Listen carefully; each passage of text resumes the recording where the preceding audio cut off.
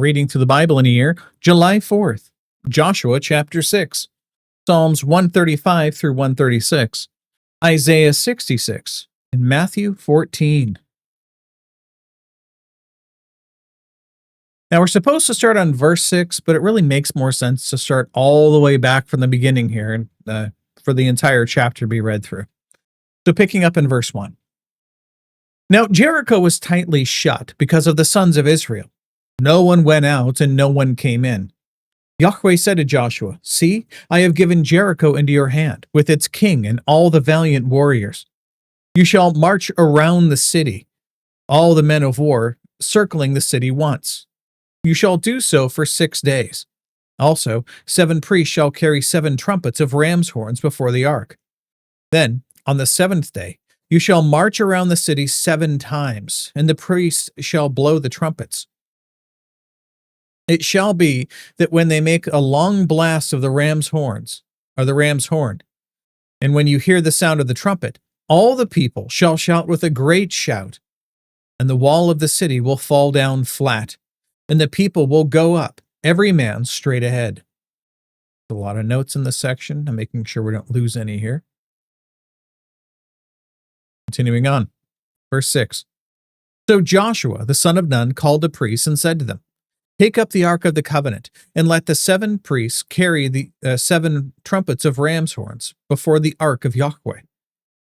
Then he said to the people, "Go forward and march around the city, and let the armed men go on before the ark of Yahweh." Making sure I don't lose any notes here. Nope. Continuing on. Verse 8. And it was so, that when Joshua had spoken to the people, the 7 priests carrying the 7 trumpets of ram's horns before Yahweh went forward and blew the trumpets, and the ark of the covenant of Yahweh followed them. The armed men went before the priests, who blew the trumpets, and the rear guard came after the ark, while they continued to blow the trumpets. But Joshua commanded the people, saying, "You shall not shout or let your voice be heard, nor let a word proceed out of your mouth until the day I tell you, shout. Then you shall shout." So he had the ark of Yahweh taken around the city, circling it once. Then they came into the camp and spent the night in the camp. Now Joshua rose early in the morning, and the priests took up the ark of Yahweh.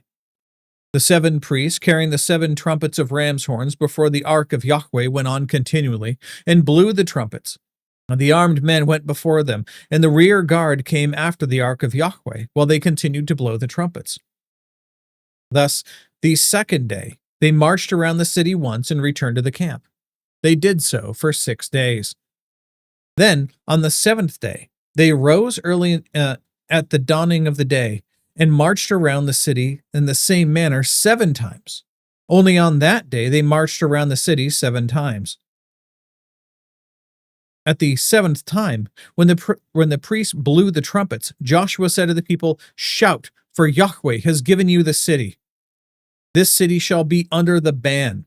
It and all that is in it belongs to Yahweh. Only Rahab the harlot, and all who are with her in her house shall live, because she hid the messengers whom we sent. But as for you, only keep yourselves from the things under the ban, so that you do not covet them, and take some of the things under the ban, and make the camp of Israel accursed, and bring trouble on it. But all the silver and gold and articles of bronze and iron are holy to Yahweh. They shall go into the treasury of Yahweh. But all the silver and gold and articles," I already said that. So the people shouted, and the priests blew the trumpets. And when the people heard the sound of the trumpet, the people shouted with a great shout, and the wall fell down flat, so that the people went up into the city, every man straight ahead, and they took the city. They utterly destroyed everything in the city, both man and woman, young and old, and ox and sheep and donkey with the edge of the sword. Joshua said to the 2 men who had spied out the land, "Go into the harlot's house, and bring the woman and all that she has out here, as you have sworn to her." So the young men who were spies went in and brought out Rahab and her father and her mother and her brothers and all that she had. They also brought out all her relatives and placed them outside the camp of Israel. They burned the city with fire, and all that was in it.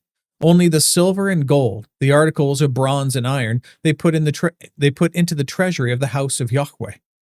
However, Rahab the harlot and her father's household, and all that she had, Joshua spared. And she has lived in the midst of Israel to this day, for she hid the messengers whom Joshua sent to spy out Jericho. Then Joshua made them an oath, at that time, saying, "Cursed before Yahweh is the man who rises up and builds this city Jericho. With the loss of his firstborn he shall lay its foundation. With the loss of his youngest son he shall set up its gates." So Yahweh was with Joshua, and his fame was in all the land. Now Psalms 135 through 136.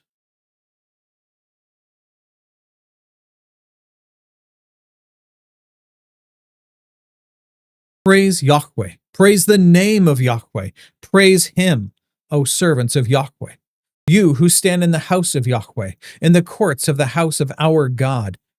Praise Yahweh, for Yahweh is good. Sing praise to his name, for it is lovely.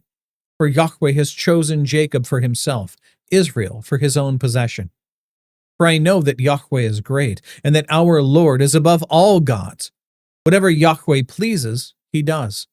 In heaven and in earth, in the seas and in all deeps. He causes the vapors to ascend from the ends of the earth, who makes lightnings for the rain, who brings forth the wind from his treasuries. He smote the firstborn of Egypt, both of man and of beast. He sent signs and wonders into your midst, O Egypt, upon Pharaoh and all his servants. He smote many nations and slew mighty kings. Sihon, king of the Amorites, and Og, king of Bashan, and all the kingdoms of Canaan, and he gave their land as a heritage to Israel, his people. Your name, O Yahweh, is everlasting. Your remembrance, O Yahweh, throughout all generations. For Yahweh will judge his people, and will have compassion on his servants. The idols of the nations are but silver and gold, the work of man's hands. They have mouths, but they do not speak. They have eyes, but they do not see. They have ears, but they do not hear. Nor is there any breath at all in their mouths. Those who make them will be like them. Yes, everyone who trusts in them. O house of Israel, bless Yahweh. O house of Aaron, bless Yahweh. O house of Levi, bless Yahweh. You who revere Yahweh, bless Yahweh. Blessed be Yahweh from Zion, who dwells in Jerusalem. Praise Yahweh. Psalm 136. Give thanks to Yahweh, for he is good, for his loving kindness is everlasting. Now, in other translations, it reads for the same section, for his steadfast love endures forever. That's the most common way you've probably heard it, but also his loving kindness endures forever. Continuing on, verse 2, give thanks to the God of gods, for his loving kindness is everlasting. Give thanks to the Lord of lords, for his loving kindness is everlasting. To him who alone does great wonders, for his loving kindness is everlasting. To him who made the heavens with skill, for his loving kindness is everlasting. To him who spread out the earth above the waters, for his loving kindness is everlasting. To him who made all the great lights, to him who made the great lights, for his loving kindness is everlasting. The sun to rule by day, for his loving kindness is everlasting. And the moon and stars to rule by night, for his loving kindness is everlasting. So this is the God of creation. Now continuing on, to him who smote the Egyptians in their firstborn, for his loving kindness is everlasting, and brought Israel out from their midst, for his loving kindness is everlasting. With a strong hand and an outstretched arm, for his loving kindness is everlasting. To him who divided the Red Sea asunder, for his loving kindness is everlasting. And made Israel pass through the midst of it, for his loving kindness is everlasting. But he overthrew Pharaoh and his army in the Red Sea, for his loving kindness is everlasting. To him who led his people through the wilderness, for his loving kindness is everlasting. To him who smote great kings, for his loving kindness is everlasting. Sihon, king of the Amorites, for his loving kindness is everlasting. And Og, king of Bashan, for his loving kindness is everlasting. And gave their land as a heritage, for his loving kindness is everlasting. Even a heritage to Israel his servant, for his loving kindness is everlasting. Who remembered us in our low estate, for his loving kindness is everlasting, and has rescued us from our adversaries, for his loving kindness is everlasting, who gives food to all flesh, for his loving kindness is everlasting. Give thanks to the God of heaven, for his loving kindness is everlasting. Now, Isaiah 66, which actually concludes this book.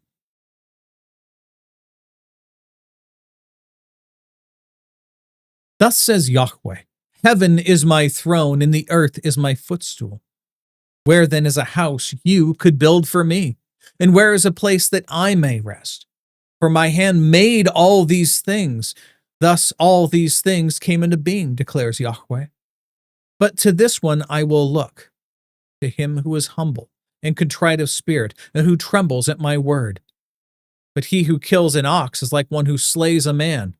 He who sacrifices a lamb is like the one who breaks a dog's neck.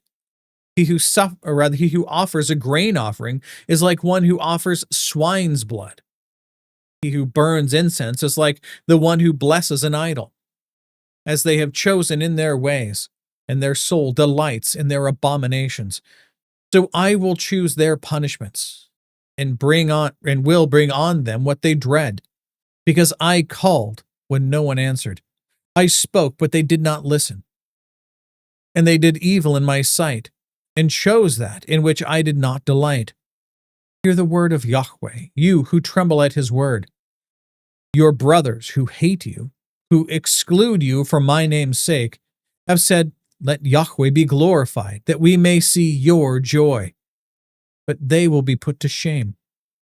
A voice of uproar from the city, a voice from the temple, the voice of Yahweh, who is rendering recompense to his enemies. Before she travailed, she brought forth. Before her pain came, she gave birth to a boy. Who has heard such a thing? Who has seen such things? Can a land be born in one day? Can a nation be brought forth all at once? As soon as Zion travailed, she also brought forth her sons. Shall I bring to the point of birth and not give delivery, says Yahweh? Or shall I, who gives delivery, shut the womb, says your God? Be joyful with Jerusalem and rejoice for her, all you who love her. Be exceedingly glad with her, all you who mourn over her, that you may nurse and be satisfied with her comforting breasts, that you may suck and be delighted with her bountiful bosom. For thus says Yahweh, behold, I extend peace to her like a river, and the glory of the nations like an overflowing stream. And you will be nursed, and you will be carried on the hip and fondled on the knees. As one whom his mother comforts, so I will comfort you. And you will be comforted in Jerusalem. Then you will see this, and your heart will be glad, and your bones will flourish like the new grass. And then a hand of Yahweh will be made known to his servants. But he will be indignant toward his enemies. For behold, Yahweh will come in fire, and his chariots like the whirlwind, to render his anger with fury, and his rebuke with flames of fire. For Yahweh will execute judgment by fire, and by his sword on all flesh. And those slain by Yahweh will be many. Those who sanctify and purify themselves go to the gardens, one following in the center, who eat swine's flesh, detestable things, and mice, will come to an end altogether, declares Yahweh. For I know their works and their thoughts. The time is coming to gather all nations and tongues, and they shall come and see my glory. I will set a sign among them, and will send survivors from them to the nations, Tarshish, Put, Lud, Meshach, Tubal, and Javan. to the distant coastlands that have neither heard my fame nor seen my glory. They will declare my glory among the nations. Then they shall bring all your brethren from all the nations as a grain offering to Yahweh, on horses, in chariots, in litters, on mules, and on camels, to my holy mountain Jerusalem, says Yahweh. Just as the sons of Israel bring their grain offering in a clean vessel to the house of Yahweh. I will also take some of them for priests and for Levites, says Yahweh. For just as the new heavens and the new earth, which I make will endure before me, declares Yahweh. So your offspring and your name will endure. And it shall be from new moon to new moon, and from Sabbath to Sabbath, all mankind will come to bow down before me, says Yahweh. Then they will go forth and look on the corpses of the men who have transgressed against me. For their worm will not die, and their fire will not be quenched, and they will be an abhorrence to all mankind. Including today in Matthew chapter 14. At that time, Herod the Tetrarch heard the news about Jesus and said to his servants, "This is John the Baptist. He has risen from the dead, and that is why miraculous powers are at work in him." For when Herod had John arrested, he bound him and put him in prison because of Herodias, the wife of his brother Philip. For John had been saying to him, "It is not lawful for you to have her." Although Herod wanted to put him to death, he feared the crowd, because they regarded John as a prophet. But when Herod's birthday came, the daughter of Herodias danced before them, and pleased Herod, so much so that he promised with an oath to give her whatever she had asked. Having been prompted by her mother, she said, "Give me here on a platter the head of John the Baptist." Although he was grieved, the king commanded it to be given because of his oaths, and because of his dinner guests. He sent and had John beheaded in the prison. And his head was brought on a platter and given to the girl, and she brought it to her mother. His disciples came and took the body away and buried it, and they went and reported it to Jesus. Now, when Jesus heard about John, he withdrew from there in a boat to a secluded place by himself. When the people heard of this, they followed him on foot from the cities. When he went ashore, he saw a large crowd and felt compassion for them and healed their sick. When it was evening, the disciples came to him and said, This place is desolate, and the hour is already late, so send the crowds away, that they may go into the villages and buy food for themselves. But Jesus said to them, They do not need to go away. You give them something to eat. They said to him, We only have here 5 loaves and 2 fish. And he said to them, Bring them here to me. Ordering the people to sit down on the grass, he took the 5 loaves and the 2 fish, and looking up toward heaven, he blessed the food, and breaking the loaves, he gave them to the disciples, and the disciples gave them to the crowds. And they all ate and were satisfied. They picked up what was left over. Lost my spot. There we go. Verse 20. They picked up what was left over of the broken pieces, 12 full baskets. There were about 5,000 men who ate, besides women and children.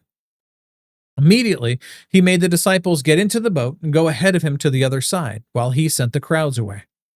After he had sent the crowds away, he went up on the mountain by himself to pray. And when it was evening, he was there alone. But the boat was already a long distance from the land, battered by the waves, for the wind was contrary. And in the 4th watch of the night, this is 2 a.m., between 3 and 6 a.m., he came to them, walking on the sea. When the disciples saw him walking on the sea, they were terrified and said, "It's a ghost." And they cried out in fear. But immediately Jesus spoke to them, saying, "Take courage, it is I. Do not be afraid." Peter said to him, "Lord, if it is you, command me to come to you on the water." And he said, "Come." And Peter got out of the boat and walked on the water and came toward Jesus. But seeing the wind, he became frightened, and beginning to sink, he cried out, "Lord, save me." Immediately Jesus reached out his hand and took hold of him, and said to him, "You of little faith, why did you doubt?" When they got into the boat, the wind stopped, and those who were in the boat worshipped him, saying, "You are certainly God's son." When they had crossed over, they came to land at Gennesaret. And when the men of that place recognized him, they sent word into all that surrounding district and brought to him all who were sick. And they implored him that they might just touch the fringe of his cloak, and as many as touched it were cured. That's it. That's all the reading for today. That's all the notes and everything else we have for you. I love going through Isaiah, but I really like Jeremiah. And Jeremiah starts tomorrow, and I'm super excited for that. So, God willing, we get there. You know, sometimes how you have like a thing you say all the time, it just comes out naturally and you don't remember what it is? This is one of those times. It's been a long day. All right, go with God.